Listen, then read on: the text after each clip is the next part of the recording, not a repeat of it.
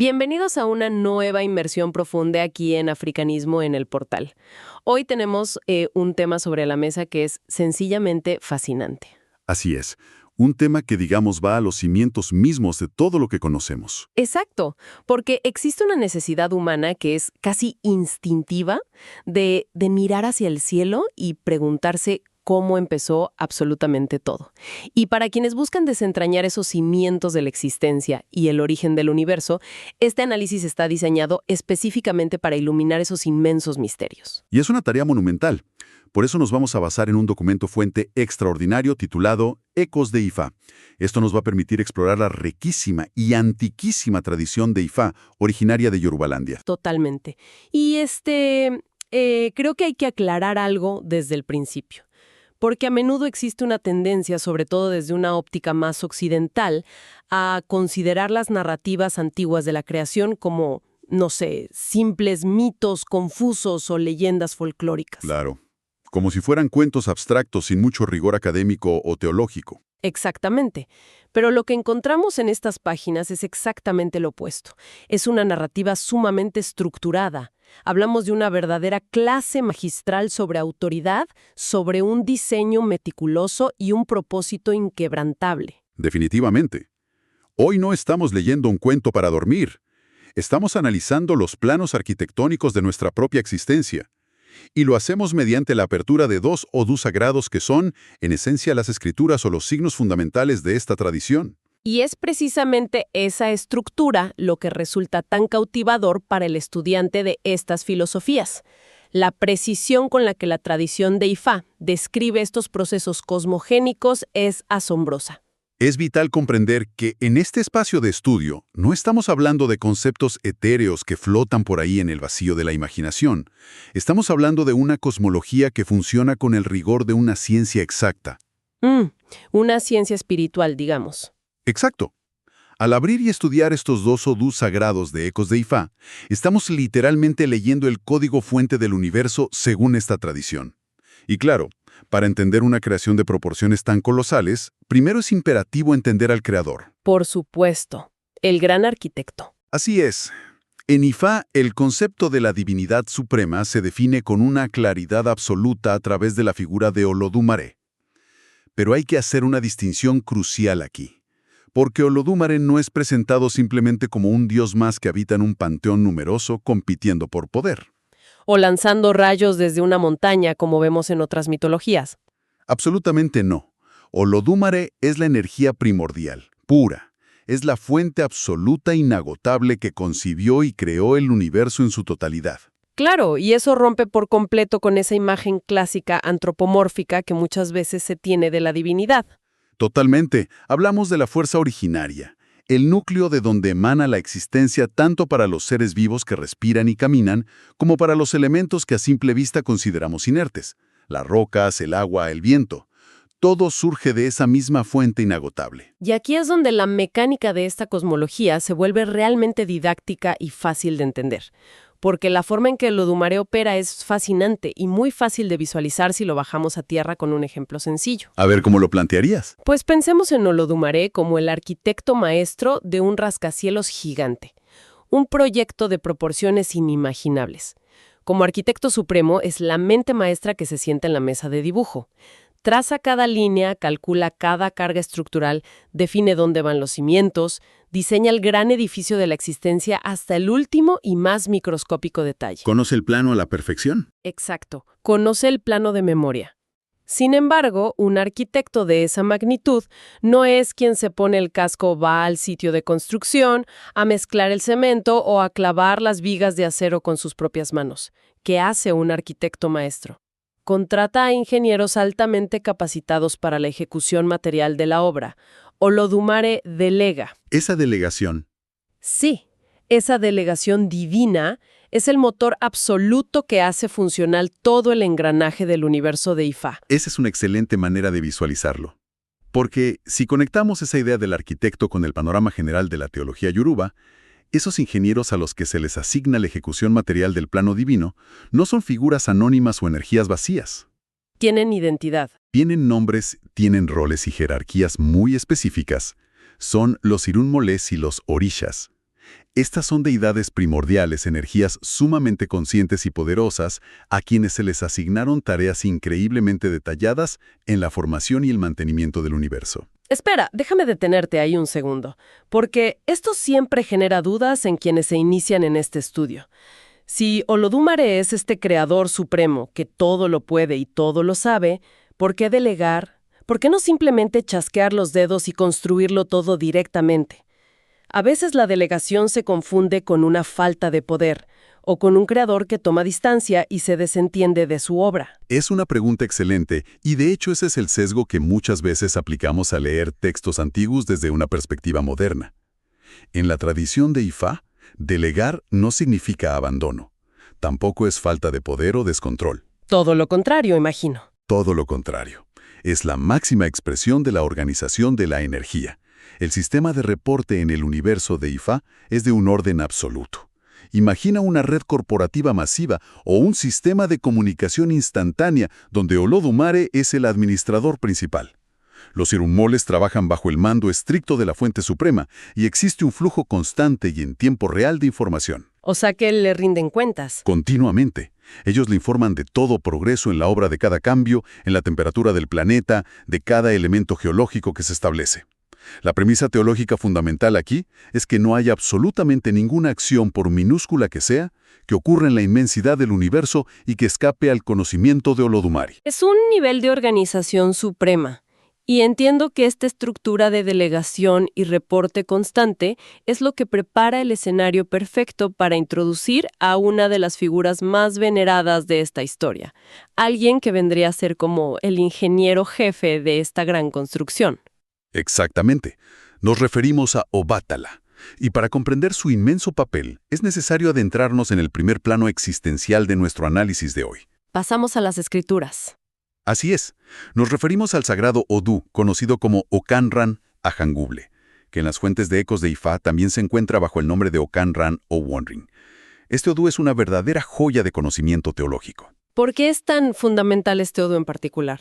Porque es el documento que explica paso a paso cómo se logró que el planeta Tierra fuera un lugar habitado. Nos da la crónica de la preparación del mundo. Vamos a analizar esto por partes para que quede súper claro, porque hay mucha información densa aquí. Las fuentes nos narran una historia muy específica. Nos dicen que Olodumare, quien es referido en este pasaje majestuoso con el título de Olodumare Agotún, llama a Obatala. Y fíjate en un detalle hermoso, el texto usa su nombre sagrado completo. Lo llama Orisanla o Esere Magbo. Orisanla o Esere Magbo. Solo el peso de esos nombres ya nos da una pista de la magnitud de la tarea que se le iba a encomendar. Lo llama y lo envía con una misión crítica. Pero es vital para quien escudriña estos textos entender que no se trataba de una simple misión de exploración. No era ir a dar una vuelta y descubrir la Tierra como quien encuentra una isla desierta y simplemente planta una bandera. Para nada. La misión era un trabajo de ingeniería pesada. Era preparar este espacio bruto, moldearlo y, sobre todo, hacerlo habitable. Darle las condiciones para la vida. ¿Y cómo describan los textos originales este proceso? De hecho, las palabras originales de los ancestros, tal como están documentadas, son profundamente poéticas y cargan un peso inmenso respecto a esta tarea. El verso sagrado de la lengua original dice algo así como «A ti te tirere calle, a sanrere huile, eleni ateuca». Y luego dice «Dia fun olodumare, agotun, tinran osanla oshesere bago, wasileaye, latiwate ileayedo». Es asombroso cómo suena la fonética original y cómo se traduce o se interpreta esa primera parte al analizarla en profundidad para el estudiante. Al desmenuzar el significado de estas palabras, encontramos revelaciones teológicas inmensas. La traducción nos habla de aquel cuya influencia se esparce alrededor del mundo, aquel cuya presencia fluye por todas las tierras.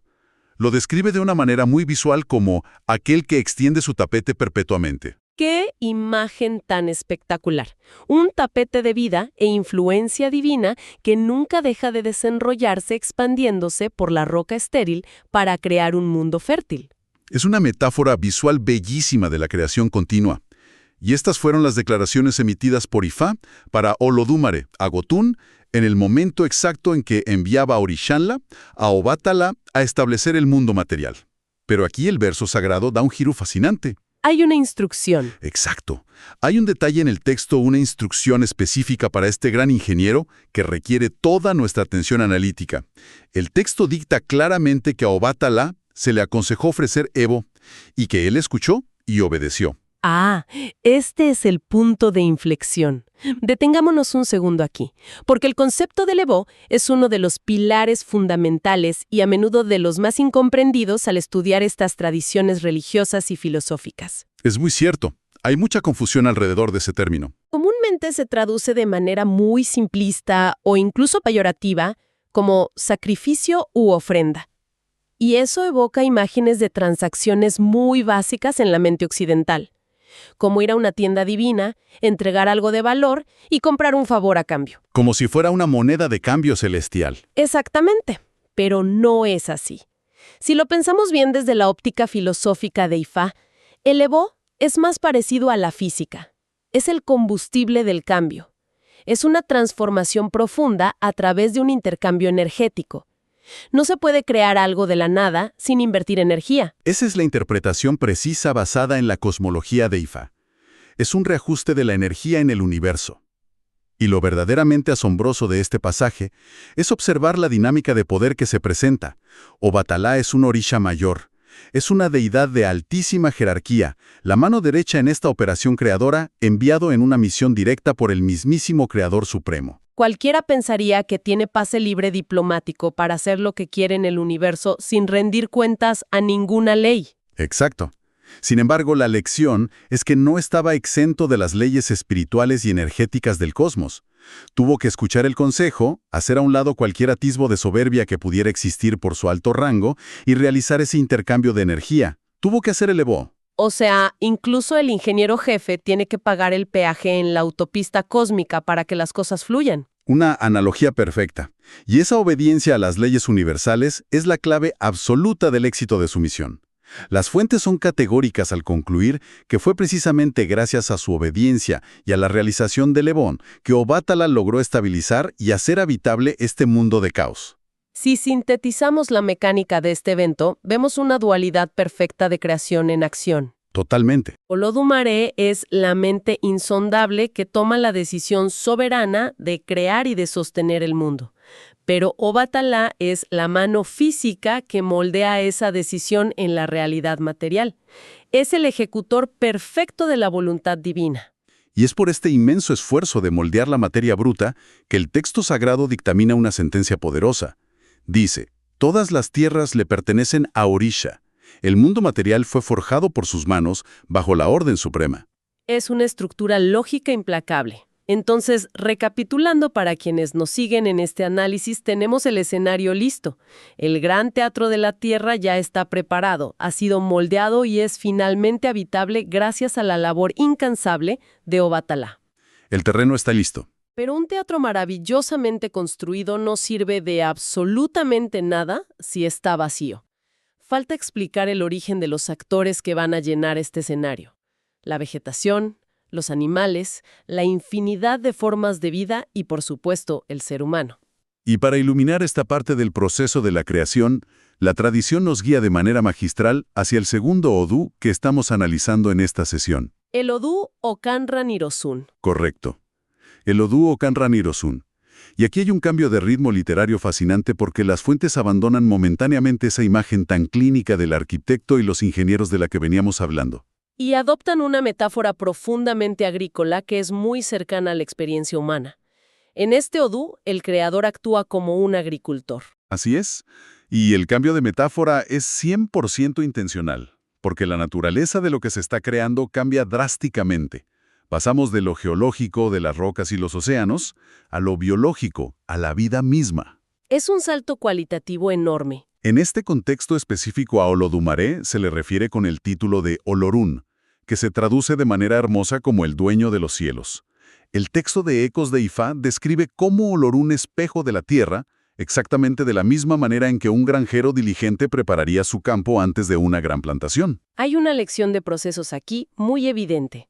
La divinidad no crea las cosas por arte de magia y en un abrir y cerrar de ojos chasqueando los dedos. Hay una paciencia divina, una preparación metódica del terreno, un despeje cuidadoso para que las raíces puedan sujetarse firmemente a la tierra. Y luego de tener la tierra perfectamente lista según las fuentes, el granjero divino carga consigo varias semillas para ser plantadas en este nuevo mundo fértil. Es el momento de la siembra. ¿Y qué dicen exactamente las escrituras sobre cuáles eran esas semillas que Olorun traía consigo? El detalle es meticuloso y es un testimonio hermoso de la universalidad de la creación en el pensamiento yoruba.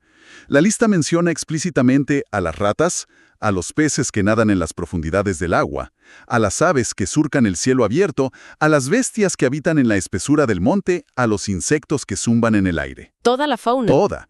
Y finalmente a los seres humanos, todos contenidos en la misma bolsa de semillas divina. Ahí está. Ese es el gran momento de revelación del documento. Para mí es el momento en que todo hace clic para el estudiante.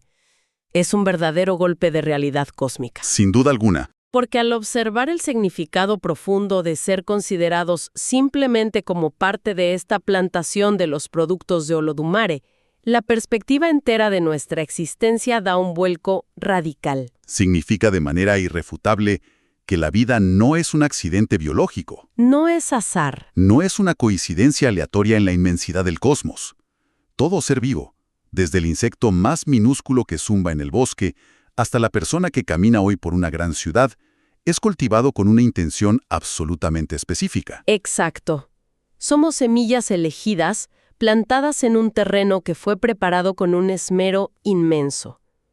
Esta afirmación teológica nos indica que absolutamente todo en el mundo, cada hoja que cae, cada pluma de un ave, cada gota de savia en un árbol, es propiedad inalienable y creación directa del Creador. Y si se analiza a fondo, me parece que esta metáfora de la plantación divina destruye por completo desde sus mismos cimientos cualquier noción de superioridad aislada del ser humano sobre el resto de la creación. Esa es la gran enseñanza. Somos literalmente una especie de semilla más en el inmenso campo de Olorun. Hemos brotado del mismo suelo preparado y hemos sido sembrados simultáneamente por la misma mano divina que sembró al pez en el río y al ave en el aire. Estamos en la misma categoría originaria. Totalmente. Para comprender realmente la visión del mundo en Yorubalandia, asimilar esta horizontalidad en el origen de la vida es innegociable. No hay jerarquía en el momento de la siembra. Y me atrevo a decir que es lo que fundamenta el respeto inmenso que esta tradición exige hacia la naturaleza. No somos los dueños de la plantación. Esa es una ilusión del ego moderno. Somos simplemente uno de los muchos frutos cultivados en ella. Es una forma de ver el mundo que verdaderamente cambia las reglas del juego. Nos saca del antropocentrismo. Absolutamente. Y a partir de estos dos Odum magistrales, Okan Ranayangbule y Okan Ranirotsun, podemos destilar como académicos y practicantes 3 lecciones fundamentales. 3 pilares éticos muy claros para la vida diaria. El primero es, sin duda alguna, la humildad. La humildad. Una lección que choca de frente contra el ego del ser humano contemporáneo. La Tierra, con toda su vasta riqueza material y biológica, no le pertenece a la humanidad. Las escrituras son enfáticas en esto. Le pertenece a los orishas por el arduo trabajo de haberla moldeado y, en última instancia absoluta, a Olodumare, el arquitecto y agricultor de todo. Humanos son meros administradores. Básicamente somos inquilinos en un espacio sagrado, no los dueños del edificio. Y aceptar eso cambia por completo cómo deberíamos tratar la casa que habitamos. Totalmente. Cambia la relación con el entorno. Y de esa profunda humildad espiritual se deriva de manera natural la segunda gran lección de nuestra inversión de hoy, el concepto de conexión. La red de la vida. Exacto. Retomando la poderosa imagen de las semillas del granjero, al ser todos los seres vivos integrantes de la misma plantación divina, se establece una conexión inquebrantable entre todos nosotros. Existe un hilo conductor que, aunque sea invisible, es absolutamente real y palpable energéticamente. Un hilo que une a una persona con un animal silvestre y con un árbol milenario. Desde esta perspectiva profunda, el acto de dañar injustificadamente o destruir cualquier parte de la creación no es solo un problema ambiental o un asunto de conservación. Equivale a un acto de agresión directa contra la obra misma del Creador. Es sabotear la plantación sagrada de Olorun. Tal cual. Es una conciencia ecológica que es verdaderamente inseparable de la práctica espiritual diaria. No puede ser espiritual y destruir el campo de siembra. Y eso nos lleva directamente a la tercera lección que destilamos hoy, que me parece la más aplicable para los retos del día a día de cualquier individuo: la obediencia y el sacrificio, o mejor dicho, el intercambio energético consciente. El principio del Evo del que hablábamos antes. Exactamente. Si tomamos el ejemplo supremo de Obatalá, queda grabada en piedra la enseñanza de que para lograr propósitos verdaderamente grandes y transformadores es un requisito innegociable tener la disposición de escuchar consejos sabios Bajar la cabeza y escuchar. y de realizar los intercambios de energía necesarios. Hay que hacer el Evo. Si el mismísimo ejecutor de la voluntad divina, una deidad de su talla, tuvo que ofrendar su energía para transformar el mundo material, es evidente que el progreso humano, el equilibrio personal y la evolución espiritual requieren un esfuerzo consciente. Nada surge de la nada sin inversión de energía. Es una base ética sumamente robusta para navegar por las complejidades de la vida. Nos da un mapa de acción claro. Sin embargo, en un sistema de conocimiento tan vasto y antiguo como IFA, sabemos que cada respuesta revelada suele abrir la puerta a misterios aún más profundos. Resolvimos algunas dudas hoy, pero surgen otras. Así es la búsqueda del conocimiento. Como hemos analizado rigurosamente hoy basándonos en los textos de Ecos de Ifá, se ha cubierto de manera extensa cómo se hizo habitable la Tierra y cómo se plantó la vida diversa en su superficie. Pero en estos mismos documentos queda latente un enigma profundo para el estudiante avanzado. Queda abierta la inmensa interrogante de cómo ocurrió exactamente el descenso del alma humana individual. Ese tránsito desde el reino celestial hasta encarnar en este plano terrenal. Y aún más intrigante, el texto deja entrever que hay muchísimo por explorar sobre cuál fue ese pacto sagrado y secreto que cada alma individual hizo frente a la divinidad, antes de nacer y tomar forma en el plano físico. ¡Wow! Ese es un misterio enorme. Es un misterio monumental, que definitivamente deja la puerta abierta de par en par para que quienes escuchan sigan investigando por su cuenta, profundizando en los textos, porque la riqueza de esta tradición parece verdaderamente inagotable. Es un pozo de sabiduría sin fondo. Y para ir cerrando este bloque de análisis de hoy, vale la pena detenernos a reflexionar sobre la inmensa claridad estructural de esta cosmología que hemos expuesto. Es fascinante notar cómo la tradición de Ifá, a diferencia de otras corrientes, no se esconde en un misticismo ambiguo o incomprensible. Al contrario, explica la inmensa complejidad del universo de una manera lógica y casi científica. Nos muestra la visión suprema y perfecta en la mente de Olodumare y la capacidad ejecutora material en las manos artesanas de Obatalá. Todo obedece a un orden prístino y a una intención sumamente clara de sostener la vida. Nada sobra y nada falta. Y fíjate que todo esto plantea un pensamiento final muy provocativo para quienes nos acompañan hoy. Un pensamiento construido directamente a partir de lo que las fuentes afirman de manera categórica sobre ser parte equitativa de la plantación de Olorún. A ver, cuéntanos cuál es esa reflexión final. Si verdaderamente como sociedad se internaliza la idea de que el ser humano es estrictamente un administrador, un simple cuidador de un gran jardín divino, donde cada hoja, cada rama fue plantada con una intención suprema, ¿cómo cambiaría la estructura misma de nuestras sociedades modernas? Hoy en pleno siglo XXI, el mundo opera bajo sistemas legales y económicos que están basados casi enteramente en la extracción agresiva y el consumo sin fin de recursos. La explotación desmedida. Exacto. Entonces, la gran pregunta es, ¿qué pasaría si la humanidad en su conjunto decidiera adoptar este modelo yoruba de administración fiduciaria sobre la tierra? ¿Qué pasaría si asumiéramos el rol de cuidadores en lugar de aferrarnos ciegamente al concepto destructivo de la propiedad privada absoluta sobre la naturaleza? Es una reflexión teológica profunda, pero con una aplicación práctica inmensa. Tiene el potencial absoluto de reescribir por completo la relación moderna y a menudo tóxica que tenemos con el planeta. Es una interrogante monumental que desafía las bases mismas del mundo económico contemporáneo y demuestra sin lugar a dudas la vigencia absoluta de esta sabiduría ancestral. No es material de museo, es conocimiento vivo. Un verdadero golpe de perspectiva para llevarse a casa y meditar. Ha sido un viaje intelectual y espiritual fascinante a través de estos textos.